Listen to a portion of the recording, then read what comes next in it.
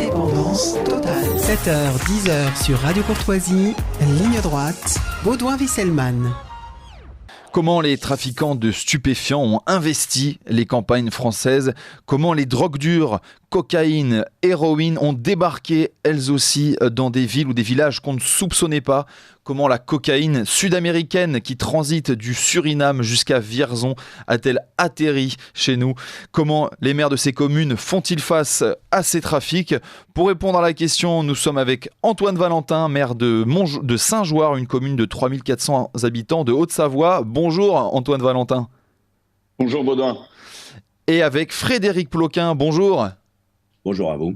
Vous êtes journaliste indépendant, écrivain et auteur des Réseaux secrets de la police, loge, influence et corruption aux éditions du Nouveau Monde, un livre à paraître le 18 octobre, et vous avez réalisé ce documentaire diffusé sur France 5, La drogue est dans le pré, et dont je vous propose d'écouter un extrait de la bande-annonce.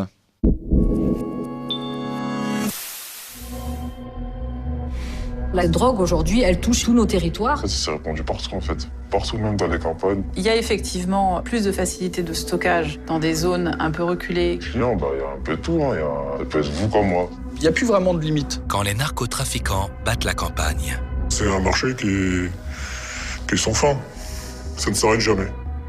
Alors Frédéric Ploquin, vous travaillez sur les sujets de la criminalité organisée depuis des dizaines d'années, et dans ce documentaire très fouillé, vous interviewez des personnes directement impliquées dans les trafics de drogue. Alors ils sont cagoulés avec leur voix modifiée. Comment vous êtes rentré en contact avec ces acteurs de ces trafics ? Écoutez, c'est effectivement, comme vous venez de le dire, 40 ans de métier. C'est-à-dire que quand vous êtes journaliste comme moi sur les questions de police et de criminalité depuis aussi longtemps, vous nouez nécessairement des contacts. Et j'ai toujours, ça fait le 10-12e documentaire que je fais, je publie la semaine prochaine, comme vous venez de dire, mon 20e livre sur le sujet. Donc j'ai noué des relations nécessairement de confiance avec un certain nombre de personnes. Et moi, j'estime que pour le téléspectateur ou pour le lecteur, c'est toujours bien d'avoir à disposition tous les discours, toutes les analyses et les deux visages de la chose. C'est-à-dire, effectivement, je pourrais me contenter d'aller voir, comme on l'a entendu dans le teaser, la directrice des douanes, la directrice de l'office des stupéfiants, des policiers sur le terrain. Donc, je vais les voir, je les fréquente, ils me parlent, ils me font confiance. C'est quand même ça la clé de mon métier. Et à côté de ça, effectivement, je vais voir le revers de la médaille, c'est-à-dire écouter ce que disent aussi les trafiquants eux-mêmes des services de police, de leur métier, d'eux-mêmes finalement. Et c'est toujours intéressant parce que ce qui surprend, ça peut surprendre le téléspectateur, mais c'est vrai qu'ils me parlent totalement librement.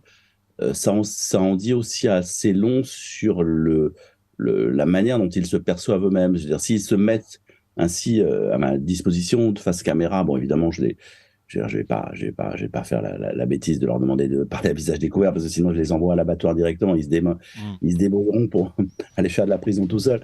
Mais ce que je veux dire, c'est que s'ils s'exposent de cette façon-là, c'est aussi d'une certaine façon qu'ils ont un certain sentiment d'impunité.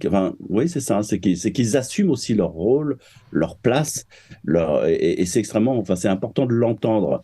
Je trouve que ça fait intellectuellement progresser de savoir comment ils se considèrent, comment ils se voient. Et là, vous avez affaire, quand vous les écoutez, finalement, ils pourraient vendre des bananes ou du chocolat. Le discours, si vous enlevez le mot drogue, c'est la même chose. En fait, oui, on découvre de réels entrepreneurs. Oui. Voilà, comme des commerçants, et pas forcément très mauvais, parce que s'ils étaient mauvais, ils sont mauvais dans le sens où ils tuent les concurrents et les adversaires au lieu d'essayer de les dépasser par d'autres manières. Dans ce sens-là, oui, mais dans la manière dont, si vous voulez, cette conquête de la campagne que je raconte dans ce film, c'est vraiment, en gros, il y a 10 ans, il y a eu une espèce de business plan qui a été fait chez chacun de ces trafiquants, qui s'est dit, bon, allez, si je suis un peu coincé dans cette ville, si ça se passe pas très bien parce que j'ai la police sur le dos, j'ai mes concurrents là, j'ai mon copain qui vient de se faire tuer. Si je veux pas y passer tout de suite, je vais sortir de Marseille, je vais sortir de Paris, je vais sortir de la région parisienne, je vais sortir de la banlieue lyonnaise et je vais aller m'éloigner dans des territoires un peu ruraux où a priori il y a pas de concurrence, où ça va mieux se passer, et je fais le pari que je vais trouver des clients. Ça, c'était pas gagné, mais il se trouve qu'effectivement, le pari est gagné 10 ans plus tard, et non seulement ils ont trouvé des clients dans toutes les campagnes françaises, mais ils n'ont pas seulement trouvé des clients pour le cannabis, puisque le vrai problème, le vrai fléau qui monte aujourd'hui, c'est plutôt et la cocaïne, et la cocaïne, on vit un véritable tsunami en matière de cocaïne sur toute l'Europe, mais en particulier sur la France, et aussi le retour de l'héroïne. Très bien, merci. On revient vers vous, Frédéric Ploquin, dans un instant. Et on ne vous oublie pas, Antoine Valentin, bien sûr. Mais il est 8h précise et c'est le moment de faire un point sur l'actualité avec Liselotte Dutreuil. Ligne droite. Allez, venez, Milord, vous asseoir à ma table. Ici, c'est confortable. La table ronde. Et nous évoquons ce trafic de stupéfiants qui investit les campagnes et notamment les drogues dures qui débarquent également de Vierzon à Maubeuge. Et nous sommes avec Antoine Valentin, maire de Saint-Joire en Haute-Savoie, et Frédéric Ploquin, journaliste indépendant, écrivain et auteur, apparaît le 18 octobre prochain de Secret, réseau secret de la police, loge, influence et corruption aux éditions du Nouveau Monde. Alors Antoine Valentin, Frédéric Ploquin parlait de ces dealers qui s'installent, mais alors leur but premier est de trouver une clientèle. Quelle est cette clientèle ? Est-ce que vous, sur votre mairie, vous arrivez à percevoir des consommateurs, vous arrivez à déceler un terrain fertile pour l'installation de ces dealers ? Écoutez, le terrain est extrêmement fertile, à la fois parce qu'il y a des consommateurs, j'y reviendrai, mais aussi parce que la pression policière est bien plus faible dans nos territoires ruraux. On a, dans ma commune, l'équivalent d'un gendarme pour 2000 habitants, que sur des territoires plus urbains et mieux fournis. Alors, les clients, il y en a deux types. La première partie, ça va être évidemment les plus fragiles de nos territoires, qui sont très vite entraînés dans une spirale, à qui on propose ici une première dose, demain une deuxième, et puis très vite, ils deviennent addicts et parfois même petite main des trafics. Hier encore, ma police municipale a arrêté une personne au volant, positif aux stupéfiants, porteur sur lui de plusieurs grammes de cocaïne, et dont le profil est celui pratiquement d'un marginal, au parcours extrêmement chaotique, aux allers-retours en prison. Donc, il y a des clients, il y a une démarche volontaire d'aller chercher ces clients. Au début de mandat, j'ai eu affaire à des dealers qui avaient complètement ubérisé leur trafic, puisqu'on était en période Covid, et qui allaient démarcher directement sur Snapchat les jeunes du territoire pour leur proposer tout un tas de drogues, de la drogue entre guillemets douce, du cannabis, du hashish, mais aussi des drogues dures, de la cocaïne et de l'héroïne. Et très vite, eh bien, il suffit qu'ils mettent le doigt dans la spirale et ils deviennent consommateurs et ils entraînent avec eux tout un groupe familial, amical. Et c'est des drames que l'on vit très régulièrement sur nos territoires ruraux, en effet. Alors Frédéric Ploquin, Antoine Valentin décrivait des zones moins fournies, par la police, par les forces de l'ordre. Vous expliquez dans ce documentaire que justement c'était dans l'intérêt des trafiquants de passer des zones police aux zones gendarmerie, et notamment de profiter parfois d'une communication moins fluide entre ces deux branches des forces de police, des forces de l'ordre. Absolument, si vous voulez, les trafiquants de stupéfiants, ils exploitent absolument intégralement toutes les faiblesses de l'État. Je veux dire, c'est leur boulot, c'est de repérer des failles, de repérer des trous dans la raquette. C'est vraiment tout leur flair se concentre là-dessus. Et ils ont considéré à un moment donné, ce qui n'est pas complètement faux, que la densité, la présence des forces de l'ordre dans certaines grandes villes était beaucoup plus forte que dans le reste du territoire, dans les zones rurales ou semi-rurales. Ils ont pas complètement tort. C'est vrai qu'aujourd'hui, par exemple, les forces de police anti-stupéfiants dans une ville comme Marseille ont été considérablement renforcées. À Paris, il y a du monde, il y a ce qu'il faut, etc. Même s'ils n'ont pas 100% de résultats, mais il y a beaucoup de forces. Après, eux, ce que les trafiquants ont ciblé, c'est ce que les démographes et les géographes appellent la diagonale du vide, hein, qui traverse la France comme ça du nord-est jusqu'au sud-ouest, et où il y a une population moindre, des petites villes, des petits commissariats dans les villes avec un nombre de fonctionnaires très très très réduit, si vous comptez les vacances, les récup, etc. Finalement, pas grand monde, et aussi les zones gendarmerie. Les zones gendarmerie, je rappelle quand même que Récemment, d'ailleurs, le président de la République vient d'annoncer des renforts absolument considérables en matière de gendarmerie. S'il le fait, c'est bien que précisément il y avait ce vide. Il y avait des portions entières du territoire. Il y a des portions entières du territoire où le citoyen est obligé de faire 20-30 kilomètres pour trouver un gendarme, et encore, il n'est pas sûr de le trouver. Il va frapper, s'il est un peu tard le soir, il va sonner. On va lui parler par une caméra. La personne qui va lui parler, elle est encore à 40 kilomètres plus loin. C'est-à-dire que c'est pas le service de proximité en matière de sécurité dans les campagnes, il est pas là. Hein. Il est pas là. Dans Paris, c'est vrai que si vous avez un souci, vous avez tout de suite je ne sais combien de patrouilles qui arrivent, tout de suite, dans les 4-5 minutes maximum. Dans ces zones-là, il faut faire parfois 40 kilomètres. Donc c'est sûr et certain qu'ils sont partis, les trafiquants, à la conquête de ces territoires, en misant là-dessus et en misant, comme vous le disiez, aussi sur une communication parfois un peu faible, voire des rivalités entre les services de l'État. Et je rappelle quand même que jusqu'en 2020, la police judiciaire, les douanes et les gendarmes avaient plutôt tendance à perdre du temps en se livrant des guerres intestines effroyables pour savoir qui allait faire tomber tel baron de la drogue, pour savoir.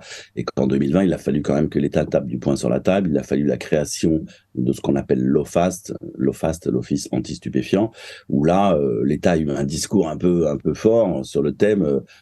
Faut arrêter là. Je veux dire, il faut arrêter de vous chamailler. Il faut que maintenant, policiers, gendarmes et douaniers bossent ensemble.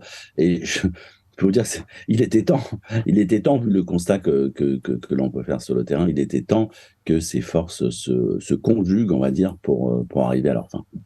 Et on parlait tout à l'heure de ce consommateur au profil plutôt du marginal, du cascadé entre guillemets, mais il y a aussi ce consommateur bourgeois, hein, qui consomme une drogue en quantité parfois à des fins récréatives. En tout cas, il n'y a pas que ce profil du marginal. En matière de cocaïne, c'est ça la force qu'ils ont eue, grâce à la cocaïne notamment qui a été importée, comme vous le disiez dans l'introduction de la Guyane, enfin de Colombie, en passant par la Guyane, par le Suriname, la Guyane, l'aéroport d'Orly et les campagnes françaises. Ce produit bon marché et de bonne qualité a permis d'aller draguer, oui, on peut utiliser ce mot, de nouveaux consommateurs. Et quand vous parlez à ces trafiquants, c'est pour ça que c'est utile de leur parler aussi, c'est qu'ils disent, mais écoutez, nous, le profil de ceux qui consomment, c'est pas du tout ce que vous croyez. Effectivement, même en matière d'héroïne, d'ailleurs, vous avez des profils surprenants. Hein. Vous avez, dans certains points de deal d'héroïne, des gens qui arrivent en costard-cravate. Faut pas se fier aux apparences. Et vous avez, pour la cocaïne, tous les métiers sous tension qui peuvent être intéressés, les gens qui travaillent dans la restauration, les gens qui travaillent dans l'agriculture, pourquoi pas la pêche, les métiers durs où il faut bosser la nuit, où il faut tenir. Et à un moment donné, quelqu'un leur a dit, tiens, regarde, avec ce produit-là, ça va être bien. Et ils sont tombés dedans. Et après, je peux vous assurer, moi, j'ai parlé avec ce type de consommateurs, ils ont bien conscience d'être tombés dans quelque chose. Et ils ont énormément de mal à s'en sortir, et souvent, ils se sortent de la cocaïne en prenant autre chose, en passant sur un autre produit, puis après un autre, et puis c'est un cycle infernal. Et là, effectivement, les trafiquants de stupéfiants ont largement gagné la partie. Et Antoine Valentin, comment un maire d'une commune comme la vôtre, de 3400 habitants, fait face donc avec des moyens restreints? Alors vous avez une police municipale, mais j'imagine que quand vous arrivez à chasser par exemple un point de deal, le trafic revient vite. Comment ça se passe? Alors on essaye d'agir avec les moyens dérisoires qui sont ceux de notre commune, en essayant de suppléer l'État. Ce qui n'est pas évident puisque le même État nous baisse nos dotations. Mais moi, je crois que les trafiquants sont vraiment dans une démarche entrepreneuriale et criminelle, et qu'à ce titre, si vous arrivez, et c'est ce qu'on fait dans notre territoire, à augmenter la pression avec de la police municipale, avec des systèmes de vidéoprotection, avec une action politique assez dynamique, eh bien, ils préfèrent tout simplement s'installer dans une commune 20 km plus loin, qui ne dispose pas de ces équipements.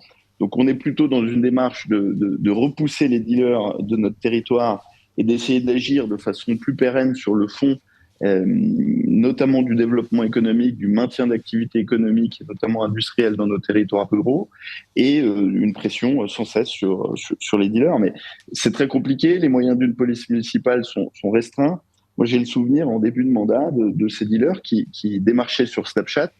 J'ai eu un mal fou à faire fermer leur compte et à faire intervenir l'État sur ce dossier. On m'a envoyé plusieurs fois faire des signalements sur la plateforme Pharos. Et puis, il a fallu que je fasse une tribune dans le Figaro où je nommais nommément le nom du compte Snapchat pour qu'enfin quelque chose se déclenche et que le compte soit fermé.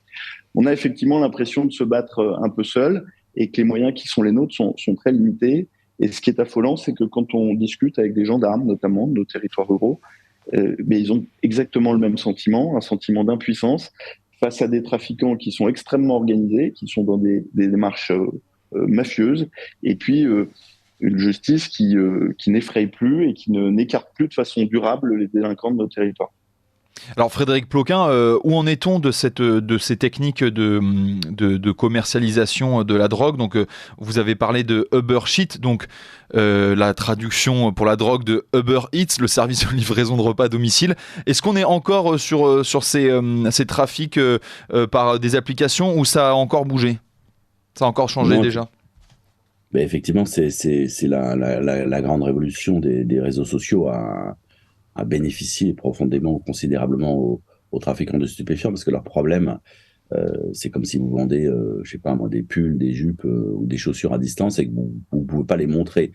C'est un problème parce que vous n'allez pas pouvoir choisir. Donc les réseaux sociaux, avec ces messageries où les photos et les messages restent de manière très courte et disparaissent, c'est l'idéal pour eux. C'est-à-dire que partout où vous allez sur le territoire, moi, partout où je suis allé pour faire cette enquête et ce film, on m'a sorti un réseau Snapchat local, on me l'a montré, où en fonction du département, il y a le chiffre, etc.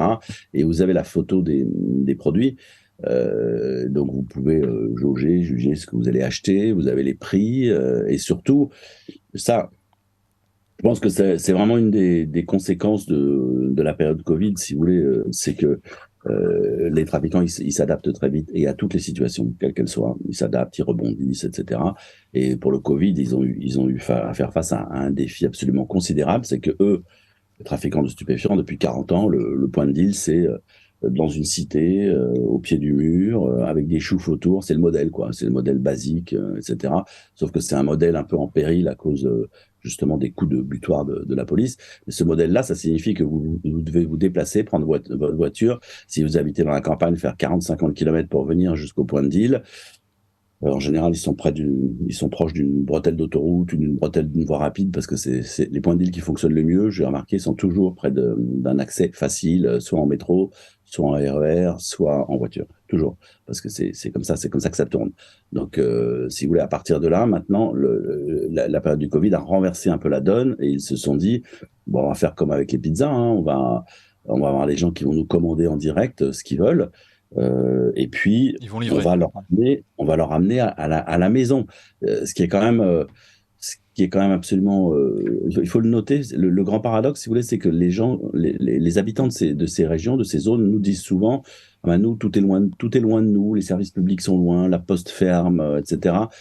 C'est très difficile pour nous d'accéder, d'aller acheter je ne sais quoi. Et là, tout d'un coup, les trafiquants de stupéfiants disent on est là. Nous, non seulement ça va pas être difficile, mais on va venir chez vous, vous aurez même pas l'essence à payer. Comme l'essence vaut cher, vous aurez même pas, c'est nous qui payons l'essence, c'est nous qui vous amenons le produit à domicile. Donc ils ont tout compris. Et puis effectivement, la personne qui achète aussi se sent moins en danger, en péril que d'aller approcher une cité, garer sa voiture ou pas d'ailleurs, parce qu'il y a des drives dans les cités.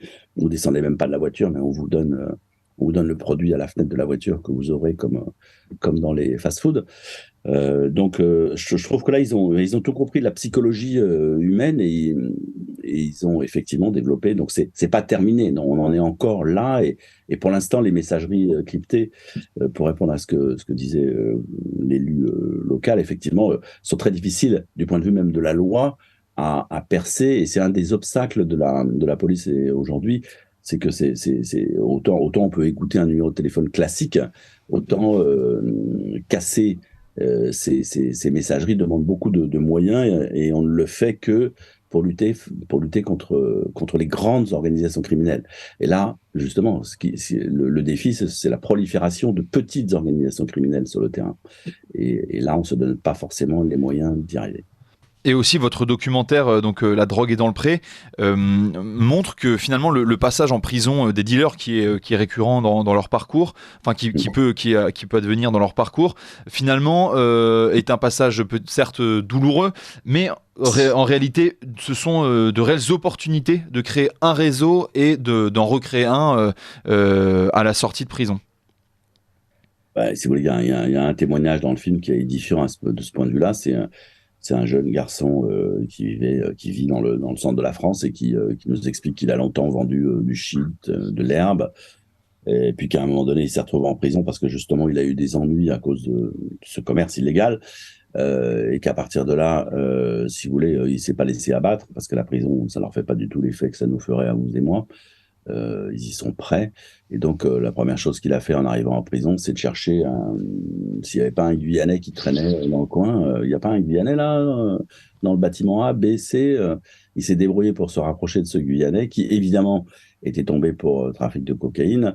Et il a fait affaire avec lui. Il a pris son numéro de téléphone. Ils se sont organisés.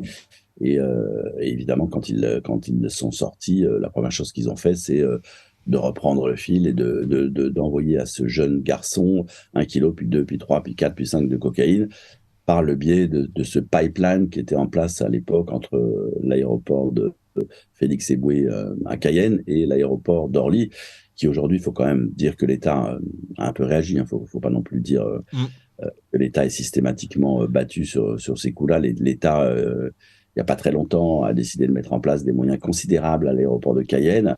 Pour filtrer tous les départs, quasiment. Oui. Voilà, il y a encore des trous, forcément, il y a encore des failles, mais globalement, il y a un gros effort, de gros renforts de police qui sont arrivés là-bas.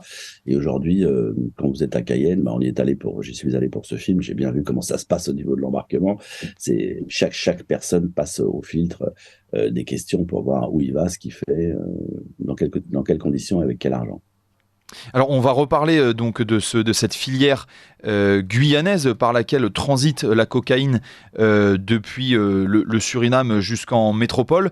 Antoine Valentin, est-ce que vous avez assisté à cette arrivée de la cocaïne sur votre territoire, et est-ce que c'est votre localisation proche de la Suisse qui aide aussi ces trafiquants à débarquer, et ces nouvelles drogues dures? En effet, nous sommes dans une région transfrontalière, à proximité de la Suisse, de l'Italie, dans un carrefour de l'Europe. Donc on a, avant de voir arriver les produits, on a vu arriver dans nos territoires de nouveaux habitants, en l'occurrence des gens plutôt issus de la communauté albanaise. D'abord, ensuite des rutilantes berlines qui dénotaient avec les véhicules des locaux. Et puis très vite, par le biais des arrestations des gendarmes, de la police municipale, des substances qui n'étaient pas communes dans nos territoires, de façon plus fréquente. Et ce qui est cocasse, et pour rebondir à ce que disait Monsieur Ploquin, il y a quelque temps, les gendarmes de mon territoire ont démantelé un réseau de trafic de drogue dure, d'héroïne, de cocaïne sur le territoire de la Haute-Savoie. Et le tenancier, le chef de ce réseau, était lui-même incarcéré. Donc la prison ne leur fait tellement pas peur et n'est tellement pas restrictive qu'ils peuvent, depuis leur cellule, être à la tête de réseaux avec des centaines de revendeurs sur le territoire, et puis un système qui est très hiérarchisé, avec des milliers de petites mains réparties de façon éparse dans un département. Donc oui, la drogue dure est arrivée il y a maintenant quelques années. Elle est moins visible que les drogues entre guillemets plus douces, telles que le cannabis, mais elle est bien présente. Mmh. Et Frédéric Ploquin, est-ce que du coup vous pouvez expliquer cette filière guyanaise?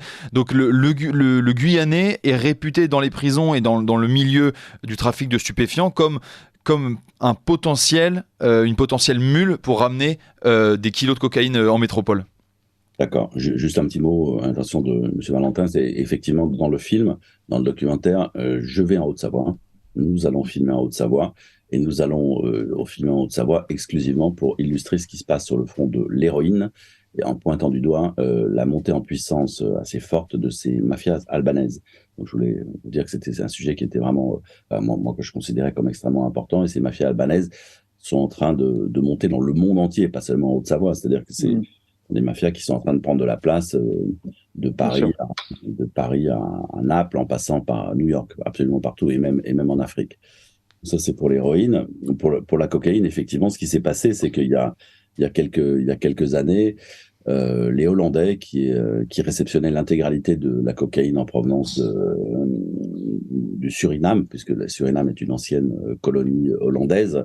Les Hollandais, donc, qui ont décidé d'installer à Amsterdam, à Schiphol, Amsterdam, à l'aéroport, on va dire des appareils, des scanners assez dissuasifs, où en gros on a dit aux trafiquants, maintenant vous allez tous rentrer dans ce scanner et de toute façon on verra ce que vous avez pour vous. Donc ils ont investi beaucoup d'argent dans des scanners qu'on n'utilise pas encore en France pour des raisons liées au fait qu'effectivement il y a de potentielles atteintes aux libertés dans la mesure où on scanne l'intégralité du corps. Enfin bon, il y a des restrictions, on va dire.